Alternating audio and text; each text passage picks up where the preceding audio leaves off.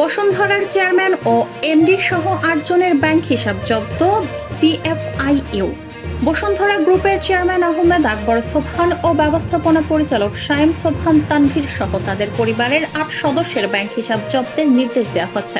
আর্থিক গোয়েন্দা সংস্থা হিসেবে পরিচিত বাংলাদেশ ফাইন্যান্সিয়াল ইন্টেলিজেন্স ইউনিট তাদের সবার ব্যাংক হিসাব ৩০ দিনের জন্য স্থগিত করতে রোববার সব বাণিজ্যিক ব্যাংককে নির্দেশ দিয়েছে।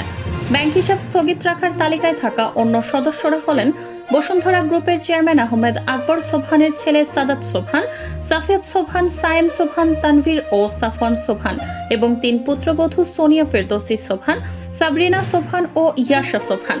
চিঠিতে ব্যাংকগুলোকে বলা হয়েছে এই ৮ জনের নামে একক মালিকানাধীন কোনো প্রতিষ্ঠান থাকলে তার ব্যাংক হিসাবও ১ মাসের জন্য স্থগিত রাখতে হবে। এসব ব্যক্তিও তাদের প্রতিষ্ঠানের নামে ব্যাংকে থাকা হিসাবে যত ধরনের লেনদেন হয়েছে তার তথ্য চেয়েছে বিএফআইইউ। এছাড়া বসুন্ধরা গ্রুপের পরিচালকদের ও তাদের প্রতিষ্ঠানের নামে ঋণ থাকলে তার হিসাব নম্বর, ঋণের বর্তমান স্থিতি খেলাপি থাকলে আরও তথ্য পাঠাতে নির্দেশ দিয়েছে বিএফআইইউ। পাশাপাশি আমদানি ও রফতানি সংক্রান্ত তথ্য, বিশেষ করে আমদানি বা রপ্তানির বিলের বিস্তারিত তথ্য, লগার সংক্রান্ত তথ্য চিঠি পাওয়ার ২ কর্মদিবসের মধ্যে বিএফআইইউতে পাঠাতে বলা হয়েছে।